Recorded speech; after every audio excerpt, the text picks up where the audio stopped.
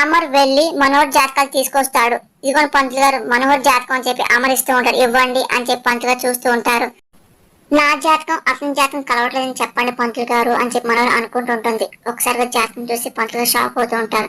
ఏంటి పంతులు గారు ఏమైంది అని చెప్పి అమర్ అడుగుతూ ఉంటాడు.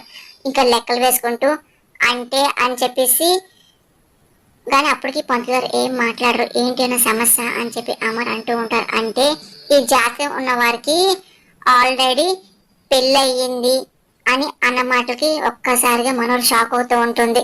ఇంకా పాతకు కంగారు పడుతూ ఉంటారు. ఇంకా అమర్ మనోహర్ని అలాగే చూస్తూ ఉంటారు. అవును ఆల్రెడీ రణవీర్తో పెళ్ళయింది అని చెప్పి బాగి అనుకుంటూ చూస్తూ ఉంటుంది.